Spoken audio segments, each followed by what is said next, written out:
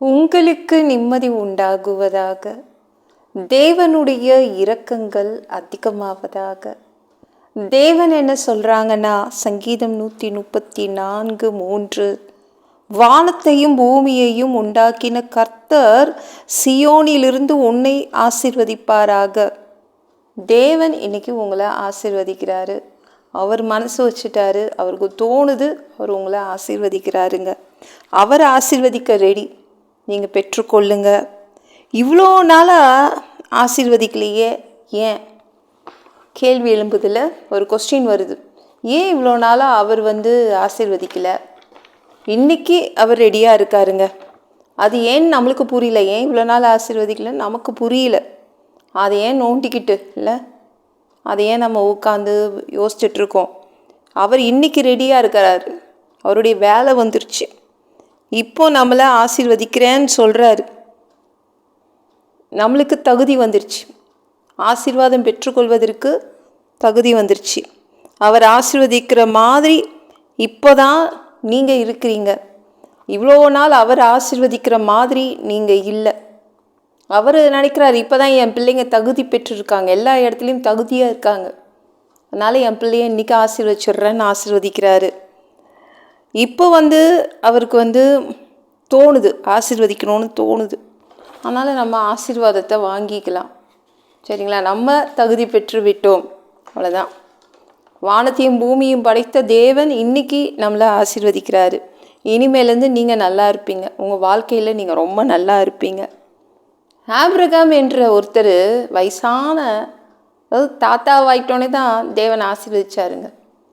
தாத்தாவாகும்போது தான் தேவனுக்கு மனசு வந்துச்சு இவனை ஆசீர்வதிக்கலாம் அப்படின்னு. அது வரைக்கும் ஆபிரகாம் 75 வயசு வரைக்கும் அவனை தகுதி இல்லாமல் தான் இருந்தான். தேவன் 75வது வயசில் தான் அவர் ஆசீர்வதிப்பேன்னு சொன்னார்.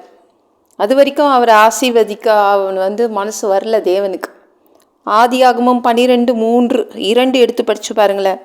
நான் உன்னை பெரிய ஜாதியாக்கி உன்னை ஆசீர்வதித்து உன் பேரை பெருமைப்படுத்துவேன், நீ ஆசீர்வாதமாய் இருப்பாய். 75வது வயசில் ஆபிரகாம் தாத்தாவாயிட்டோன்னே சொல்கிறாங்க இது. அது வரைக்கும் அவர் அவனை ஆசீர்வதிக்கல. 75வது வயசில் தான் உன் பேரை பெருமைப்படுத்துவேன், நீ ஆசீர்வாதமாய் இருப்பாய். தகுதி வந்துருச்சு ஆபிரகாமுக்கு. இப்போ தகுதி வந்துருச்சு. இப்போ கரெக்டாக இருக்கும். நான் ஆசீர்வதித்தால் இப்பொழுது கரெக்டாக இருக்கும், அவன் பலுகி பெருகுவான் அப்படின்னு அந்த 75வது வயசு தான் அவர் செலக்ட் பண்ணாருங்க. தேவன் இன்னைக்கு ரெடியாக இருக்கார் உங்களை ஆசீர்வதிப்பதற்காக. அவர் இன்னைக்கு ரெடியாக இருக்கார். நீங்கள் தகுதி உள்ளவர்களாய் அவருடைய கண் பார்வையில் படுறீங்க. ஓகே, இதுதான் கரெக்டான வயசு, என் பிள்ளைங்களை ஆசீர்வதிச்சிடுறேன், இதுதான் கரெக்டான நேரம், என் பிள்ளைங்க தகுதியோடு இருக்கிறாங்க, நான் ஆசீர்வதிச்சிடுறேன், நான் விரும்புகிற மாதிரி என் பிள்ளைங்க மாறிட்டாங்க, நான் விரும்புகிற மாதிரி எல்லா இடத்துலையும் இருக்கிறாங்க, அதனால் ஆசீர்வதிப்பேன் அப்படின்னு உங்களை ஆசீர்வதிக்கிறார். இனிமேல் உங்கள் வாழ்க்கை ரொம்ப நல்லா இருக்கும். சரிங்களா? இந்த வீடியோ பிடிச்சிருந்துச்சுன்னா மற்றவங்களுக்கு ஷேர் பண்ண மறக்காதீங்க. கர்த்தர் தாமே உங்களை ஆசீர்வதிப்பாராக. ஜெபம் பண்ணலாமா? பிள்ளைங்க உங்கள் பாதத்தில் வந்திருக்காங்கப்பா. சாமி இரக்கம் செய்யுங்க, இறங்குங்க அப்பா. ஏசப்பா, உங்கள் பிள்ளைங்கள நீங்கள் ஆசீர்வதிக்க வந்திருக்கீங்க. அவங்க தகுதி பெற்றிருக்காங்க. இப்பொழுது உங்களுக்கு மனசு இருக்குது, என் பிள்ளைங்க எல்லா இடத்துலையும் பர்ஃபெக்டாக இருக்கிறாங்க, நான் ஆசீர்வதிப்பேன் அப்படின்னு உங்கள் பிள்ளைங்களை இன்றைக்கி ஆசீர்வதிப்பதற்காக வந்திருக்கீங்க. இனிமேல் உங்கள் பிள்ளைங்க நல்லா இருப்பாங்க.